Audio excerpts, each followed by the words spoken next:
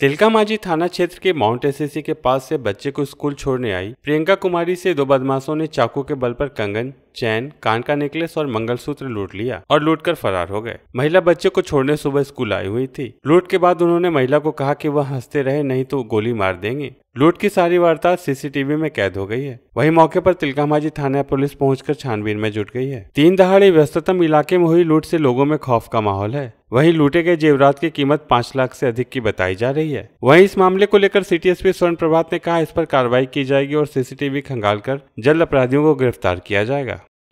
मामला ये हुआ था कि हम यहाँ रोककर हमको धमकाने लगा कि तुम चुपचाप हंसते रहो और बोलते रहो मेरे साथ और ज़्यादा चालाकी मत करना। तुम्हारा बेटा को किडनैप करना, तुम्हारा देवर के साथ भी वो आता है बेटा, गोली मार देंगे, किडनैप करके चाकू मार देंगे। तिलकामांझी थाना क्षेत्र में एक महिला के साथ एक घटना सामने आई है, जिसमें वो बता रही है कि एक अनजान सा व्यक्ति उनके पीछे आता है और उनको बोलता है कि आप आगे चलती रहें, नहीं तो जैसा मैं कहता हूँ वैसा करो, नहीं तो मैं चाकू मार दूंगा।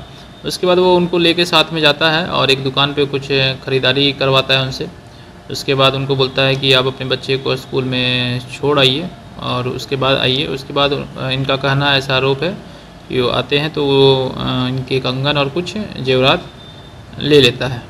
इस पूरे घटनाक्रम की हम लोग जाँच करवा रहे हैं और उसमें एसएचओ को भी लगाया गया है और एसपी साहब भी देख रहे हैं इस घटना को।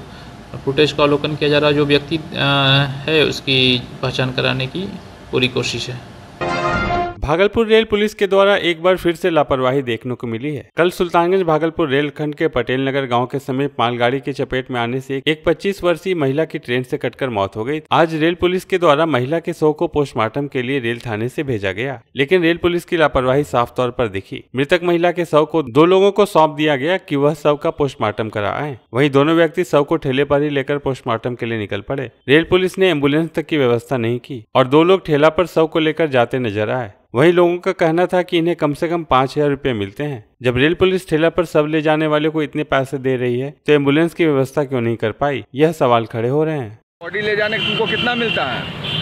हमको एक बॉडी पे 5000 5000 मिलता है। उसमें 2 आदमी हो? 2 आदमी है। अच्छा, एम्बुलेंस नहीं है वहाँ? एम्बुलेंस नहीं है, रेलवे का है।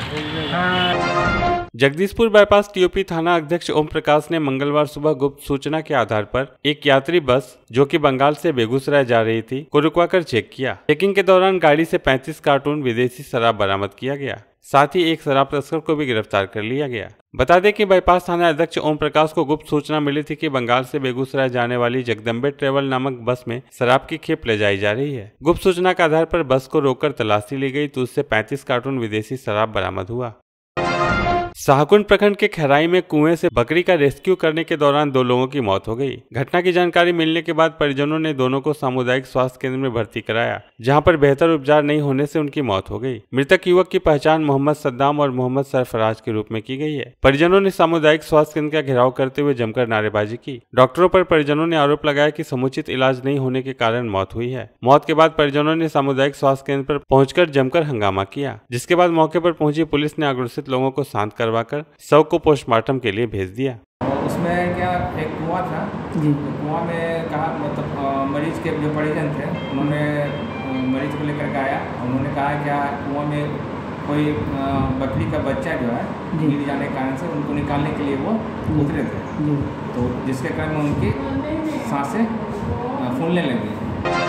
भागलपुर में गंगा इस कदर कहर बरपा रही है कि लोग त्राहिमाम कर रहे हैं। जिले के नौगछिया अनुमंडल के तिनडंगा में फिर से गंगा का रौद्र रूप देखा जा रहा है। नतीजतन कई घर गंगा में फिर समाने लगे हैं तो कई घर समाने के कगार पर हैं। दर्जनों लोग गांव से पलायन कर चुके हैं। जो हैं वो एक पॉलिथीन सीट के सहारे या सड़क किनारे किसी तरह खाना बदोश की जिंदगी जीने को विवश हैं। लोगों ने कर्ज लेकर या मजदूरी करके घर बनाया था। आंख के सामने सब कुछ तबाह होता दिख रहा है। बावजूद बिहार सरकार और जिला प्रशासन इस ओर कोई ध्यान नहीं दे रही। बीते दिनों भी तेजी से हो रहे कटाव में दर्जनों मकान और उपजाऊ जमीन कटकर गंगा में समा चुका। इस दौरान भी कटाव रोधी कार्य नाकाफी था और अब दुर्गा पूजा के बाद हो रहे कटाव के बाद भी जिला प्रशासन और जनप्रतिनिधि इनकी परेशानियों को समझने को तैयार नहीं हो रहे।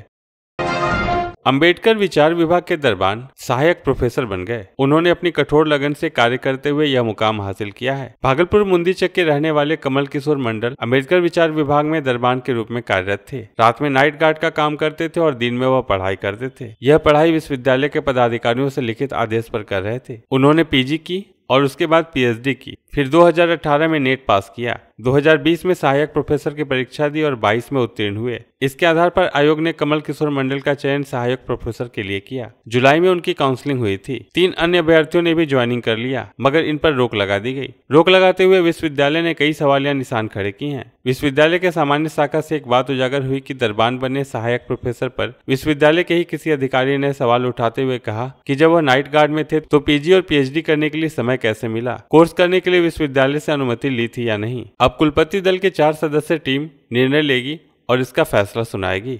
अगर विश्वविद्यालय से अनुमति लेकर ही काम किए होंगे तो निश्चित है कि विश्वविद्यालय द्वारा दी गई अनुमति पत्र उसमें संलग्न होगा उनके डॉक्यूमेंट्स के साथ। तो हम लोग उसका हम लोग वेरीफाई करेंगे कि वास्तव में वो विश्वविद्यालय से उनको परमिशन मिला या नहीं।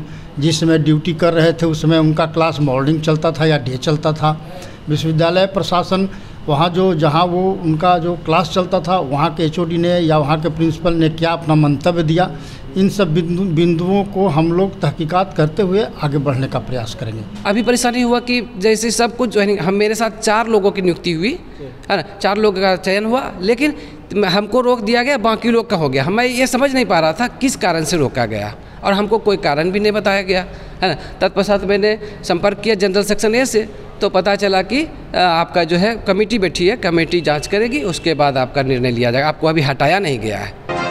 बरारी थाना क्षेत्र के खंजरपुर स्थित एक कंप्यूटर सेंटर से मोबाइल चोरी कर भाग रहे चोरों की तस्वीर सीसीटीवी कैमरे में कैद हो गई। इसके बाद कंप्यूटर क्लास में पढ़ रहे छात्रों ने सीसीटीवी के आधार पर मोबाइल चोरी कर भागे हुए चोर बाली नामक युवक को पकड़ लिया और उससे पूछताछ की। तभी उसने बताया कि उसके साथ सागर नाम का युवक भी था। कंप्यूटर सेंटर से चोर 4 मोबाइल लेकर फरार हुए थे। काफी पूछताछ के बाद भी जब पकड़ में आए चोर ने कुछ नहीं बताया, तब कंप्यूटर सेंटर के मालिक ने बरारी थाना की पुलिस को बुलाकर चोर को पुलिस के हवाले कर दिया। पुलिस अब चोर को हिरासत में लेकर उसके साथी के बारे में पूछताछ कर रही है।